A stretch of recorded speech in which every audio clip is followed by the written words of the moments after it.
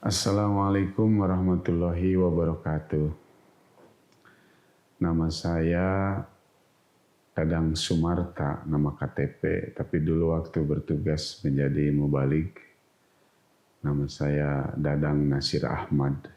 Saya mulai bertugas jadi mubalik pada tahun 1988. Bertugas di Samarang, Garut. Kemudian mutasi ke beberapa cabang lainnya, diantaranya ke Tasikmalaya, kemudian juga ke Lombok, dan kemudian saya diminta oleh Pak Amir Nasional waktu itu, Pak Syarif Ahmad Lubis almarhum, untuk bertugas di salah satu negara ASEAN di Filipina.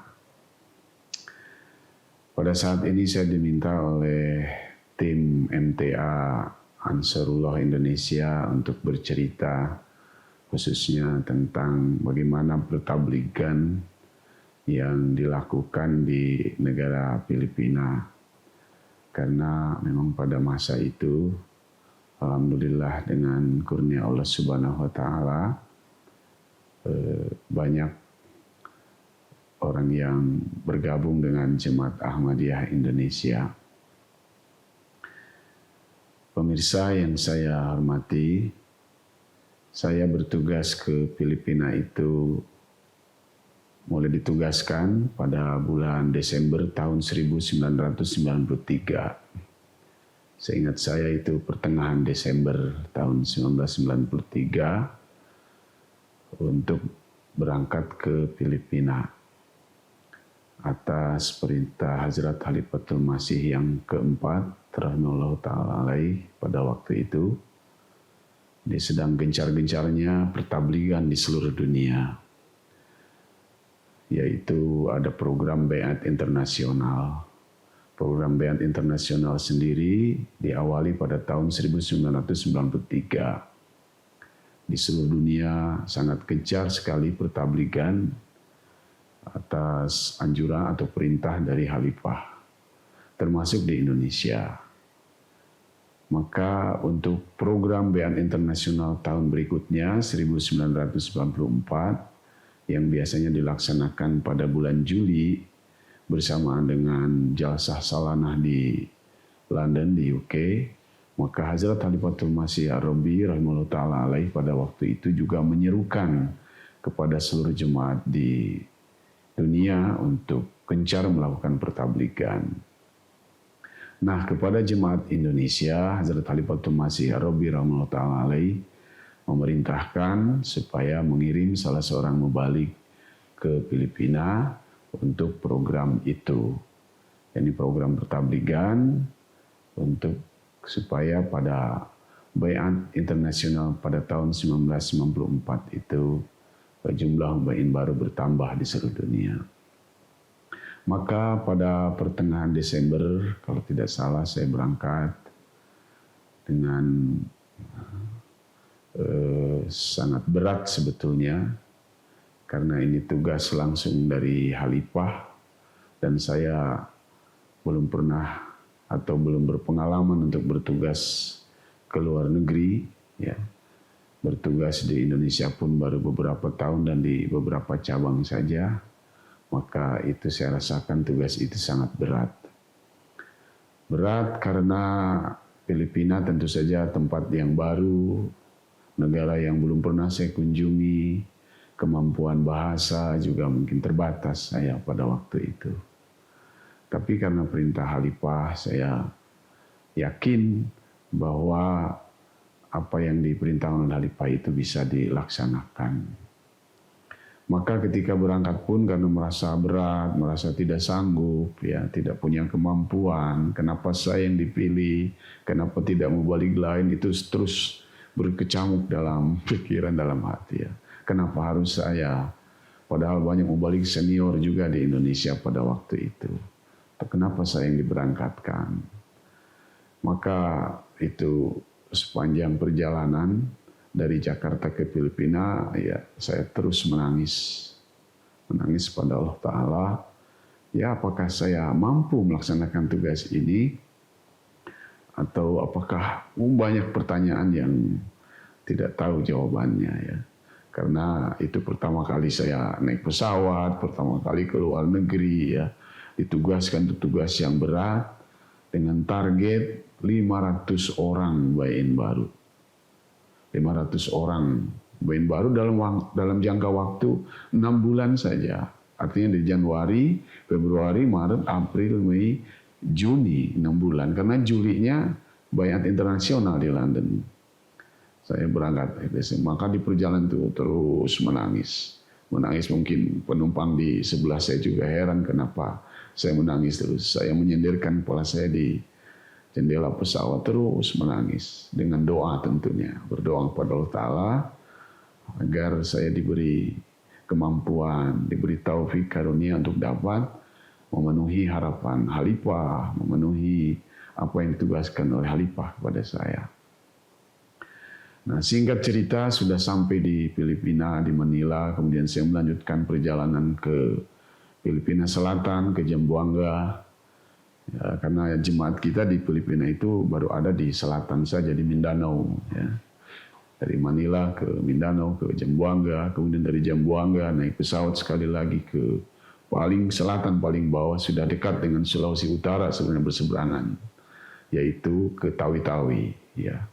Di sanalah jemaat kita, hanya ada satu cabang di salah satu pulau pula. Ya, kita harus naik perahu lagi nyebrang ke pulau tersebut, yaitu Pulau Simunul namanya. Disitulah yang banyak jemaat yang sudah lama, itu sudah dari tahun berapa sudah berdiri jemaat Ahmadiyah Filipina. Saya disambut oleh anggota jemaat di sana, kemudian saya sampaikan misi tugas yang saya bawa ke sana. Saya sampaikan kepada mereka bahwa saya ditugaskan oleh Hazrat Khalifatul Masih ke Filipina untuk 6 bulan. Sampai bulan Juni atau sampai bulan Juli, 7 bulan. Dengan target, dengan saran supaya di Filipina ada penambahan bayin baru sebanyak 500 orang. Saya minta pada mereka, anggota dan pengurus jemaat di Filipina untuk membantu membuat program dan sebagainya, bagaimana caranya supaya permintaan Khalifah ini dapat kita penuhi. Nah, setibanya di Pulau Simunul itu, saya segera menulis surat kepada Huzur, melaporkan bahwa saya sudah sampai di Filipina. Insya Allah akan segera memulai pekerjaan untuk bertablik di Filipina, sebagaimana yang diminta oleh Huzur. Maka diterimalah balasan dari Huzur. Ya, kata beliau, kata Huzur almarhum, saudara harus membeatkan 500 orang. Dan Huzur juga dalam surat itu memberikan banyak sekali petunjuk. Saudara harus belajar bahasa setempat. Saudara harus menerjemahkan atau menerbitkan brosur-brosur, bahan-bahan tablik, sarana tablik yang diperlukan dalam bahasa setempat. Banyak sekali tugasnya itu. Ya. Itu membuat saya semakin menangis lagi, begitu banyak tugasnya. Ya.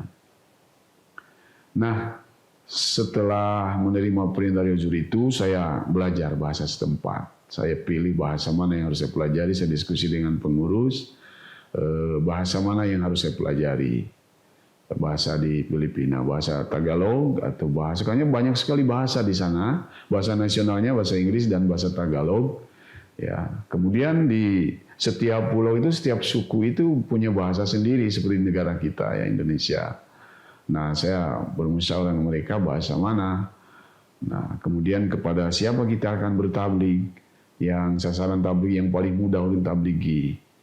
Nah, didiskusikanlah, dimusyawarahkan dengan anggota, akhirnya diputuskan saya harus belajar bahasa Sinama namanya. Karena pertabligan akan lebih mudah disampaikan kepada salah satu suku namanya suku Bajau yang banyak di selatan, yang dianggap itu menurut perkiraan kita paling mudah untuk ditabligi. Kalau orang-orang yang berbahasa Tagalog umumnya beragama Kristen, ya mereka mungkin perlu waktu lama untuk ditabligi. Maka harapan Huzur yang 500 orang bayin baru itu mungkin prosesnya lama. Tapi untuk suku yang ini, satu sama-sama sudah Islam, Muslim, sudah ditabligi, maka saya diminta atau memutuskan untuk belajar bahasa Sinama. Maka belajarlah saya bahasa Sinama dalam 2 bulan, belajar dari anak-anak ya, setiap hari pagi, siang, malam. Kemudian pada saat sholat maghrib dan subuh saya praktekkan daras dengan bahasa Sinama yang saya pelajari. Dalam 2 bulan, alhamdulillah ya saya sudah bisa berkhutbah ya, khutbah Jumat daras dalam bahasa Sinama yang oleh anggota sendiri diakui sebagai sudah jadi orang sana begitu ya. Jadi sudah bisa berbicara dengan bahasa setempat. Jadi setelah 2 bulan itu, jadi masih ada sisa 4 bulan lagi untuk bertablik ya. Mulai bertablik sampai bulan April tahun 94 itu. Ya, baru 9 orang saja yang beat di pulau itu, Pulau Simonol itu. Saya gelisah. Bagaimana tinggal 2 bulan lagi waktu, sedangkan target 500 orang, yang beat baru 9 orang. Wah, disitulah mulai kegelisahan luar biasa. Jadi hari-hari saya mulai saat itu ya, mulai bulan Mei itu, April itu sudah mulai kegelisahan itu meningkat luar biasa. Maka hari-hari di bulan itu sudah tidak ada lagi yang dikerjakan selain doa. Ya katakanlah kalau tahajud mah tidak pernah lewat. Di hari-hari saat-saat yang lain salat duha, bahkan sedang duduk pun begini seperti ini ya, tidak ngapa-ngapain, tidak ada yang dilakukan selain terus berzikir dan berdoa, memohon petunjuk pada Allah Ta'ala gimana caranya supaya bisa memenuhi perintah dari Khalifah itu. Ya, akibat atau hasil dari doa itu di pulau itu, barangkali ya kegelisahan meningkat. Akhirnya kemudian ada dorongan hati yang sangat kuat supaya saya keluar dari pulau itu, dari Pulau Simonol. Karena saya menganggap di pulau itu sudah tidak mungkin lagi bertabligh memenuhi target yang diberikan oleh Khalifah 500 orang. Itu dorongan hati yang kuat saya supaya pergi keluar dari itu, pindah ke tempat lain untuk bertabligh di tempat lain. Saya musyawarah dengan pengurus, saya sampaikan bahwa kalau saya tetap di sini, waktu tinggal 2 bulan lagi, waktu yang tersisa untuk bisa memenuhi perintah hujur itu, saya sudah 4 bulan di sini, hasil baru 9 orang, saya memutuskan untuk bertabligh ke tempat lain. Mohon petunjuk di mana, daerah mana. Mereka mengusulkan, coba Tuan katanya ke Zamboanga. Ya, atas hasil musyawarah dengan mereka itu, pengurus jemaat di sini maka berangkatlah ke Zamboanga. Nah, di Zamboanga itu ibu kota, katakanlah itu ibu kota di Mindanao ya, kota terbesar di Mindanao di Filipina Selatan, ibu kota provinsi. Nah, di situ pun saya bingung lagi mau tabligh kemana. Saya belum pernah tinggal atau berkunjung ke kota tersebut. Jadi saya tinggal di hotel. Tidak ada yang saya lakukan selain berdoa, menangis siang dan malam. Terus dalam setiap sholat 5 waktu, sholat lainnya saya lakukan. Ya, berdoa kepada Allah Ta'ala. Berdoa kepada Allah Subhanahu Wa Ta'ala, memohon petunjuk kemana saya harus bertabligh, di mana dan bagaimana. Nah, ada satu doa yang selalu saya bacakan ya, sejak saya menginjakkan kaki di Filipina itu, yaitu doa istikharah. Tapi doa istikharah ini, mohon maaf barangkali ya, ini doa sudah saya modifikasi pada waktu itu. Doa istikharah itu meminta petunjuk pada Allah Ta'ala bahwa apabila pertablighan saya di tempat ini baik buat saya, ya maka takdirkanlah saya tabligh di situ.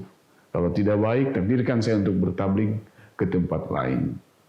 Itu selalu saya baca doa itu. Sejak saya di Simonol itu, kemudian ketika saya tiba di Zamboanga itu pun, saya terus membaca doa itu.